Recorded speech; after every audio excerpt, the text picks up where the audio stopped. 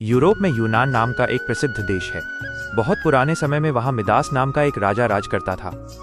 राजा Midas अत्यंत धनवान था, लेकिन उसके मन में संतोष नाम की कोई चीज नहीं थी। उसे संसार में सबसे अधिक प्रिय यदि कोई वस्तु थी तो वह था सोना।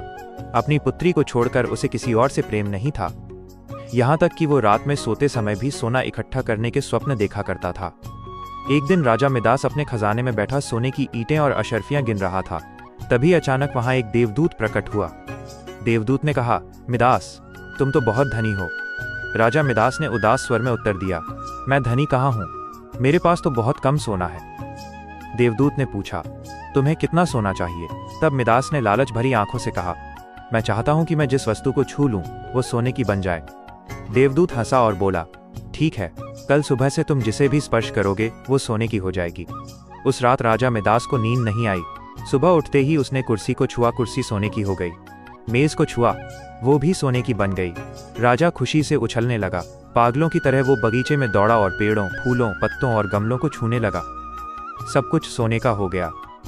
चारों ओर चमक ही चमक थी। मिदास के पास अब सोने का कोई हिसाब नहीं था, लेकिन दौड़ते दौड़ते वो थक गया। तभी उसे भूख और प्यास का एहसास हुआ। वो राजमहल में आया और सोने की कुर्सी पर बैठ गया। नौकर भोजन और पानी ले आया। जैसे ही मिदास ने भोजन को हाथ लगाया, वो सोने का बन गया। पानी उठाया, गिलास और पानी दोनों सोने के हो गए। उसके सामने सोने की रोटियां, सोने के चावल और सोने के फल थे, लेकिन वो भूखा प्यासा ही रह गया। सोना चबाकर भूख नहीं मिट सकती थी। तभी उसकी प्यारी पुत्री खेलते हुए वहां आई।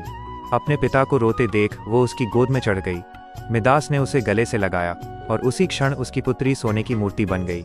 अब मिदास का हृदय टूट गया। वो सिर पीट पीट कर रोने लगा। तभी देवदूत को उस पर दया आ गई और वो फिर प्रकट हुआ।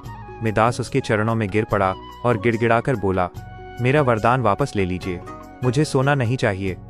देवदूत ने पूछा, अब बताओ मिदास, एक गिलास पानी अधिक मूल्यवान है या सोना? एक टुकड़ा रोटी जरूरी है या सोना? मिदास ने हाथ जोड़कर कहा, मुझे अब समझ आ गया है। सोने के बिना जीवन चल सकता है, लेकिन पानी और रोटी के बिना नहीं। देवदूत ने उसे एक कटोरे में जल दिया और कहा, इसे सब पर छिड़क दो। मिदास ने वो जल अपने महल, भोजन, पानी और बगीचे के पेड़ों पर छिड़क दिया। सब कुछ पहले जैसा हो गया। उसकी पुत्री भी जीवित हो गई। उस दिन के बाद राजा मिदास ने कभी लालच नहीं किया और संतोष से जीवन जीने लगा। कहानी की शिक्षा दोस्तों, इस कहानी से हमें यह शिक्षा मिलती है कि अत्यधिक लालच मनुष्य को विनाश की ओर ले जाता है। जो हमारे पास है उसका मूल्य समझना ही सच्ची बुद्धिमानी है। अगर आपको ये कहानी पसंद आई हो तो लाइक करें, सब्सक्राइब करें, फॉलो करें और कमेंट में अपनी राय जरूर लिखें।